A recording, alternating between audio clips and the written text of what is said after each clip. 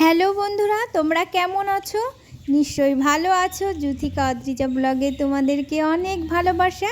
তো চলে এসেছি একটা নতুন ব্লগের সাথে। আশা করব আজকের ব্লগটা তোমাদের ভালো লাগবে। তো আজ হলো বৃহস্পতিবার আর এখন বাজছে সকাল 7টা। তো আজকে 7টা থেকে ব্লগ স্টার্ট করলাম।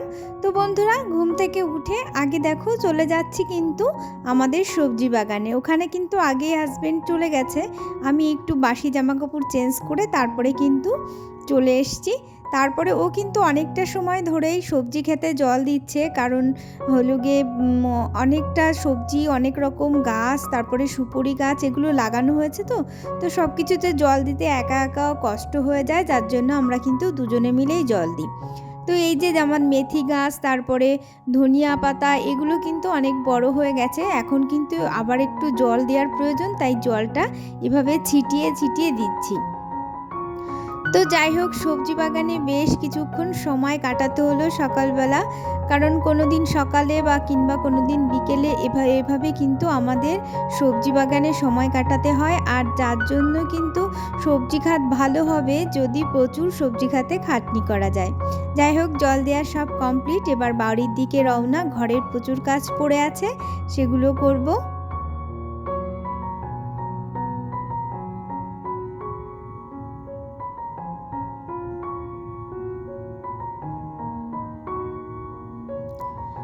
তো কি রান্না করব সব কিছু গুছিয়ে নিয়েছি। আর এই যে টক পালং শাক রান্না করব।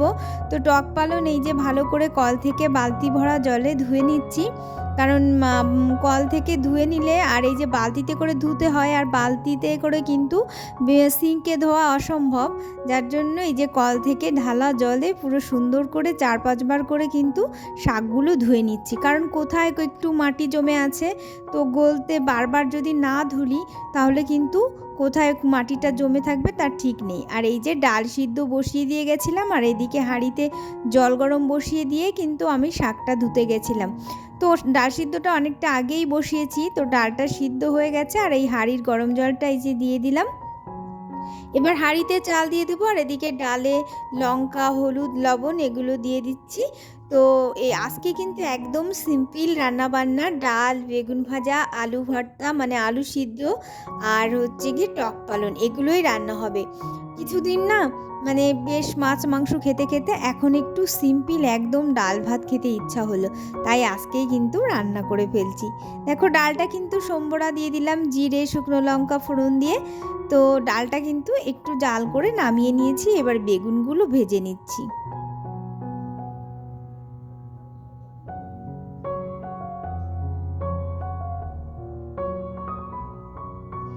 তো বেগুন ভাজার পর এই যে টক পালংটা রান্না করব, তার জন্য কিন্তু শুকনো লঙ্কা আর সর্ষে ফোড়ন দিয়ে দিলাম। আর এই যে শাকটা এবার রান্না করে নেব। এই শাকটা থেকে না প্রচুর জল গলে, আর জলটা অনেকটা টান জাল দিয়েই কিন্তু এটা শুকাতে হয়। আর এটা যদি ভালো করে শুকিয়ে রান্না না করা হয় কিন্তু এটা খেতে ভালো লাগে না, যা পানসা পানসা লাগে। একদম শুকনো শুকনো করেই কিন্তু এটা রান্না করলে বেশি ভালো লাগে। এই যে আমি রান্না করে নিয়েছি, অনেকটা সময় লেগেছিল জলটা টানতে। তোমরা তো দেখতে পেয়েছো কতটা জল গলেছে। তো অনেক সময় ধরে টান করে এই যে জাল করে কিন্তু শাকটা রান্না করে নিয়েছি। তো রান্না বান্না একটু তাড়াতাড়ি হয়ে গেল। তো ওদিকে এখনও হাজব্যান্ড স্নান করেনি, স্কুল আছে। তো ততক্ষণে ভাবলাম যে আমি সিঁড়িটা মুছে নিই, ঘরটাও মুছে নিতাম, কিন্তু মেয়েকে যেহেতু পড়াতে এসছে ওর জন্য ঘরটা আর মোছা হলো না, পরে মুছে নেব। এখন সিঁড়িটা যে মুছে নিচ্ছি, তো এটুকু কাজই এগিয়ে থাকবে।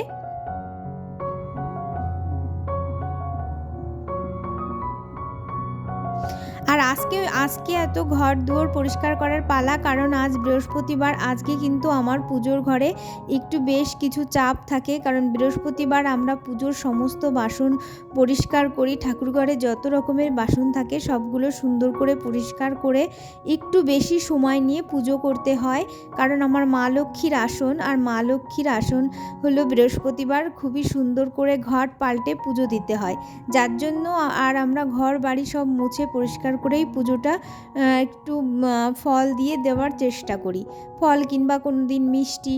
যাই হোক, খাবারটা সাজিয়ে নিলাম, কত সুন্দর করে সিম্পল খাবারটা সাজিয়ে নিয়েছি, কত অসাধারণ লাগছে তাই না? মাঝে মাঝে কিন্তু মাছ মাংস অনেক দিন খাওয়ার পর সিম্পল খাবারও কিন্তু সাজিয়ে গুছিয়ে খেলে অসাধারণ লাগে।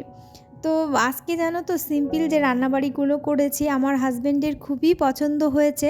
ও বলেছে খুব সুন্দর হয়েছে, মাছ মাংসের থেকে অনেক ভালো খেলাম আজকে। তো মেয়ে তাড়াতাড়ি করে ওকে স্নান করিয়ে নিয়ে এই যে এখন যদি নিজে হাতে খায় তাহলে কিন্তু আর স্কুল ধরতে পারবে না, যার জন্যে খাইয়ে দিয়ে গুছিয়ে হাজব্যান্ড আর মেয়ে কিন্তু স্কুলে চলে গেছে। তারপরে আমি খেয়ে নিয়ে এই যে কাজে লেগে পড়েছি। এই যে উপরের একদম দোতলার ছাদ থেকে শুরু করে একদম নিচের তলা পর্যন্ত যত সিঁড়িগুলো ছিল সব সিঁড়িগুলো ভালো করে একটু ঝাড়পোছ করে পরিষ্কার করে নিলাম, কারণ এগুলো তো আর রোজ ঝাড় দেওয়া হয় না, বহুত দিন পর পর ঝাড় দেওয়া হয়, যার জন্য সিঁড়িগুলোতে কিন্তু এত ধুলো পড়ে যাচ্ছে। তো আজকে যেহেতু বৃহস্পতিবার ভাবলাম এই সিঁড়িগুলো নোংরা লাগছে, ভালো লাগছে না, ওগুলো পরিষ্কার করে একদম নিচে অবধি নেমে তারপরে ঘরটাও ঝাড়পোছ করে এই যে ঘরগুলো এবার মুছে নিচ্ছি। তো সমস্ত ঘরগুলো মুছে নিয়েছি, এখন বারান্দাটা মুছে নিলে হয়ে যায়, যেহেতু সিঁড়িটা আগেই মুছে নিয়েছি। তো এগুলো মোছামুছি করার পর তারপরে কিন্তু স্নান করে নেব। পুজোর ঘরে কিন্তু সমস্ত কাজ পড়ে আছে।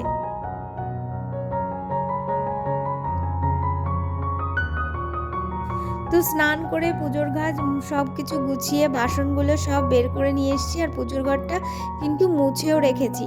তো এবার কিন্তু প্রথমে বাসনগুলোতে, যেহেতু সব পিতলের বাসন, প্রথমে টক লাগিয়ে রেখেছিলাম, তারপরে কিন্তু সার্ফ আর মাটি দিয়ে সুন্দর করে মেজে পরিষ্কার করে নিয়েছি। আর বাসনগুলো কিন্তু এক একটা করে মাজতে হয় আর এক একটা করে সঙ্গে সঙ্গে ধুয়ে ফেলতে হয়, নাহলে কিন্তু ওই মাজাটা আবার গায়ে লেগে যায় বেশ কিছুক্ষণ থাকলে।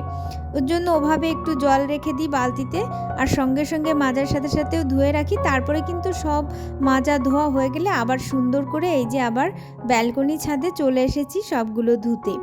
তো এই যা ছাদ গাবলাটা নিচে পেতে তারপরে কিন্তু বাসনগুলো ধুচ্ছি, আর গাবলাতে যতটা জল পড়ছে এদিকে ফুল গাছে দিয়ে দিচ্ছি, তাতে জলটা বেশি নষ্টও হচ্ছে না আর এখানে অনেক ঢালাগুলাও হচ্ছে না।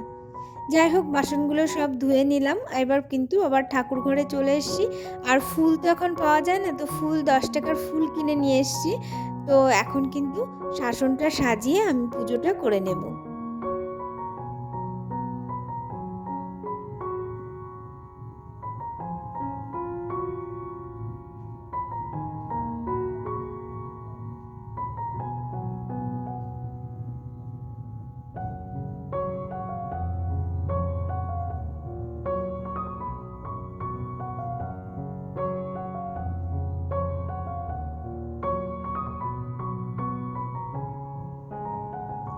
তো পুজো করার পর তারপরে দেখছি আমার ননদ জামাই, মানে আমার বড় ননদের হাজব্যান্ড এসছিল, মানে আমার ননদ পিঠে বানিয়েছে, সেগুলো মা বাবাকে দিতে কিংবা আমাদেরকেও দিতে, কারণ মা বাবা যেহেতু পিঠে খেতে ভালোবাসে, আর হচ্ছে গিয়ে দিদি পিঠে বানিয়েছে ওর জন্য পাঠিয়ে দিয়েছে।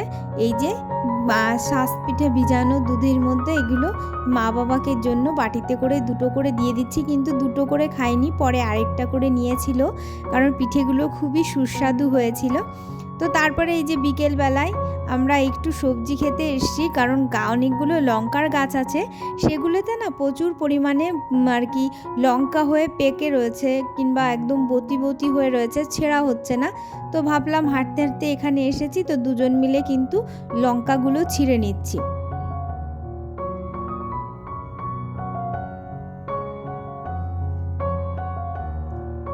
তো এই যে সন্ধ্যাবেলা, এই যে আমার মেয়ে আর অলি যাচ্ছে, এই যে আমাদের রাস্তায় পিলারে যে লাইটটা আছে না, সেই লাইটটা কিন্তু জ্বালিয়ে দিতে। সন্ধ্যার সময় আমরা এখান থেকে লাইটটা জ্বালিয়ে দিয়ে ঘরে যাই এবং সন্ধ্যা পুজো করি। যাই হোক বন্ধুরা, আজকের ব্লগটা কিন্তু এখানে শেষ করছি। তোমাদের যদি কিছু ভালো লাগে তাহলে অবশ্যই লাইক করো, কমেন্ট করো, আর অবশ্যই আমার চ্যানেলটি সাবস্ক্রাইব করে আমার পাশে থেকো। তাহলে বন্ধুরা, আজকের মতো টাটা, আবার দেখা হবে নেক্সট ব্লগে। ততক্ষণ কিন্তু তোমরা সবাই ভালো থেকো আর সুস্থ থেকো।